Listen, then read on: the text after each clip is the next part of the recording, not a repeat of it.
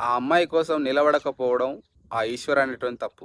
తప్పు ఇద్దరు చేసిర్రు కాబట్టి 2 చేతులు కలితేనే సప్పట్లయినప్పుడు అక్కడ బ్లేమ్ అనేది ఎవరికి జరుగుతుంది? ఆ అమ్మాయికే జరుగుతుంది. ఆ అమ్మాయిని దెబ్బలు కొడుతున్నారు. అలాంటప్పుడు ఆ అమ్మాయి కోసం స్టాండ్ తీసుకోకపోవడం ఆ అబ్బాయి తప్పు. నాది కూడా తప్పున్నది. ఒక్కరినే ఎందుకు బ్లేమ్ చేస్తుర్రని నువ్వు అక్కడ స్టాండ్ తీసుకునేది ఉంటే, ఆ అమ్మాయి నిన్ను నమ్మొచ్చినందుకు, ఆ అమ్మాయి కోసం నువ్వు నిలబడితే అప్పుడు నీది ఓకే అనిపిస్తది. పర్లేదురా కానీ పెళ్ళాం రాంగానే పెళ్ళాం కొంగు పట్టుకొని సప్పుడాక టీ షర్ట్ వేసుకొని సైలెంట్‌గా వెళ్ళిపోయినావు చూసినావా? ఆ అమ్మాయి ఎక్కడైనా పోనీ అని చెప్పి. ఆ అమ్మాయి కెరియర్ గురించి గాని, ఆ అమ్మాయి లైఫ్ గురించి గాని, ఆ అమ్మాయి పేరెంట్స్ గురించి గాని, అసలు తన గురించి ఇంతన్నా నువ్వు ఆలోచించినావా?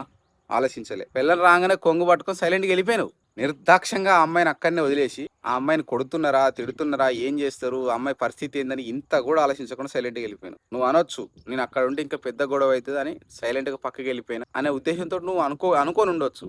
కానీ స్టాండ్ తీసుకోవాలి. కనీసం ఆ అమ్మాయి కోసం ఒక్క మాటన్నా మాట్లాడి ఉండాల్సి. చేసింది ఇద్దరు చేసిర్రు తప్పు. ఇద్దరిది ఉన్నది తప్పు. ఆ అమ్మాయిది ఒక్కదానిదే లేదు. ఇంకోటి మీ వైఫ్ ముచ్చటకొస్తే, మా ఆయనని కావాలనే తను మీదేసుకున్నది, కావాలనే తను రెచ్చగొట్టుకున్నది, కావాలనే తను చేసినప్పుడు మా ఆయన ఏం చేస్తాడని చెప్పి మాట్లాడుతుంది. సరే ఓకే అమ్మ, మీ ఆయన ఇవాళ ఆ అమ్మాయి పైన మీదేసుకున్నది కావాలని లాగేసుకున్నది కాబట్టి తప్పులేదు. కానీ రేపు ఇంకోళ్ళ మీద వేసుకుంటారు, ఇంకోళ్ళ మీద వేసుకుంటారు, ఇంకోళ్ళ మీద వేసుకుంటారు. అంటే అమ్మాయి మీ ఆయనదేం తప్పులేదు. ఆ వేసుకుంటోళ్ళదే తప్పు అంటావు. అంతేనా? ఎంతమంది ఎంత టెంప్ట్ చేసినా గానీ మీ ఆయన నిజాయితీ పరుడైనప్పుడు టెంప్ట్ కాడు కదా. మీదేసుకుంటేంది రాసుకొని పూసుకున్నా గానీ టెంప్ట్ కాడు. నాకు ఆల్రెడీ ఒక కొడుకున్నాడు, నాకు పెళ్ళయింది, నాకు పెళ్ళం ఉన్నది అని చెప్పి నిజాయితీగా ఉంటాడు. లెంపకాయ ఇచ్చి ఏం చేస్తున్నావు అని చెప్పి బెదిరిస్తాడు. అది నీ దగ్గర ఉండాల్సిన నిజాయితీ. అది లేదు. ఇంకోటి ఆ కెమెరా వీడియో తీసే అమ్మాయి అసలు భర్తకు లేని ఆరాటం, భార్యకు లేని ఆరాటం, ఆమెకి ఎక్కడ లేని ఆనందం. ఏమంటారు చెప్పొస్తలేదు నాకు గానీ, ఒక రకమైన ఫీలింగ్ ఆమెది. విశాల్ అనుకుంటా. అసలు ఈ అమ్మ 2 రోజులు ఇన్‌స్టాగ్రామ్‌లో అదే సౌండ్ అసలు వద్దన్నా వస్తున్నాయి. అదే మ్యూజిక్. ఆ అమ్మాయికి ఎందుకంత ఆనందమో అర్థమైతలేదు. పక్కడ్బందీగా ప్లాన్ చేసి మరి ఆ అమ్మాయిని ఇరికిచ్చింది. వీడియో తీసిన అమ్మాయి ఆ అమ్మాయిని ఇరికిచ్చింది. కావాలని ఇరికిచ్చింది. కనీసం వాళ్ళ పేరెంట్స్ చూస్తే ఏమనుకుంటారో, ఈ అమ్మాయి పరిస్థితి ఏంది? ఎందుకు ఇట్లా పబ్లిక్ చేయడం అవసరమా అని కనీసం ఇంగిత జ్ఞానం లేకుండా ఆ పని చేసింది. నేనిప్పుడు చెప్తున్నా, ఆ అమ్మాయి గనక లీగల్‌గా ఎళ్ళేదుంటే, వీడియో తీసిన నీకు, పక్కన సపోర్ట్ చేసిన విశాల్ అనేవాడికి, ఈ సాయి వాళ్ళ వైఫ్‌కు, ఆ సాయికి అందరికి శిక్ష పడతది. సెక్షన్‌లు చెప్పమంటే ఒక పావుగంటలో చెప్తా. అలాంటి సెక్షన్‌లున్నాయి. చెక్ చేసి మరి నేను తెలుసుకొని మరి ఈ వీడియో చేస్తున్నా. రికార్డ్ చేసి పబ్లిక్ చేయడం వల్ల ఇంకా అస్సలు ఘోరమైన నేరం. ఇట్లాంటి సెక్షన్‌లు చెప్పుకుంటా పోతే బొచ్చెడు సెక్షన్‌లున్నాయి. ఇది ఎక్కువ ఎవరికి వర్తిస్తారంటే వీడియో తీసిన అమ్మాయి నీకే వర్తిస్తది. అంత ఘోరంగా నువ్వు అత్యుత్సాహం ప్రదర్శించినవు. ఇక్కడ ప్రతి ఒక్కరు అమ్మాయిదే తప్పు అంటున్నారు గానీ, అబ్బాయిదేం తప్పు లేదా?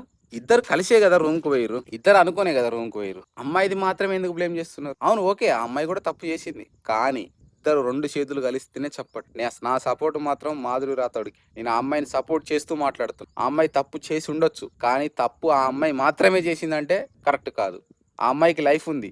ఆ అమ్మాయికి ఇంకా బొచ్చెడు లైఫ్ ఉంది. ఆమెకున్న ఫాలోవర్స్‌కు, ఆమెకున్న ఫాలోయింగ్‌కు ఇంకా వేరే లెవెల్ ఉంటది గానీ, ఆ అమ్మాయి లైఫ్ అసలు ఫ్యూచర్ ఏంటి? తనకు కెరియర్ ఏందని ఆలోచించకుండా కావాలని ఇరికిచ్చి, ఇప్పుడు బయటకొచ్చి నా మొగుడే కావాలని చేయలేదు. నా మొగుడు మంచోడే నన్ను పూల పెట్టి చూసుకున్నాడు గానీ, ఆ అమ్మాయి మీద దోసేసుకున్నదని భార్య అంటది. మళ్ళా 2 రోజులు మళ్ళీ ఒక రోజు ఆగి మళ్ళీ ఇయ్యాలొచ్చి మేము ఒకటైపోయినాం. పోలీస్ స్టేషన్‌లో అయిపోయినాం. ఈ వీడియో ఆపేయండి అరే! ఓకే. కానీ ఆ అమ్మాయికి జరిగిన నష్టాన్ని ఎలా భర్తీ చేస్తావు? ఆ వీడియో తీసి ఎందుకు పెట్టినావు మరి నువ్వు? ఇదే సార్ట్ ఔట్ అనేది నువ్వు వీడియో తీయకుండా అదే పోలీస్ స్టేషన్‌కెళ్ళో లేకపోతే పెద్ద మనుషుల మధ్యలో కూర్చోనో సార్ట్ ఔట్ చేసుకొని నీ భర్త నీకు కావాలనుకున్నప్పుడు వాని ఇజ్జత్ ఎందుకు తీసినావు? నీ భర్తకి ఇప్పుడు ఒక ఇంటర్వ్యూలో అడిగితే విడాకులు ఇస్తావా అంటే ఇయ్యను నేను. నా భర్త నాకు కావాలి. 7 సంవత్సరాల ప్రేమ మాది. ఈ 2 నెలల ముచ్చటను ముందు పెట్టుకొని నేను భర్తకి ఎందుకు విడాకులు ఇస్తా అని చెప్పి నీ భర్త నీకు కావాలనుకున్నప్పుడు ఆయన పరువు తీయాల్సిన అవసరం లేదు. ఆయనతో ఉన్న అమ్మాయి ఇజ్జత్ తీయాల్సిన అవసరం లేదు. కానీ ఎందుకు తీసినావు? ఆ అమ్మాయి కెరియర్ ఖరాబు. ఆ అమ్మాయి లైఫ్ ఖరాబు. లక్షల ఫాలోవర్లు ఉన్న అమ్మాయి ఇప్పుడు కనీసం ఒక వీడియో పెడదామన్నా కూడా రేపు ఏదైనా జరిగితే పరిస్థితి. ఆ అమ్మాయి జరిగిన నష్టాన్ని నువ్వు భర్తీ చేస్తావా? చేయవు. ఇదే మాటలు నువ్వు పెద్ద మనుషుల మధ్యలో కూర్చొని గానీ లేదా పోలీస్ స్టేషన్‌లో కూర్చొని గానీ నువ్వు మాట్లాడుకుంటే ఏ లొల్లి ఉండకపోవు కదా.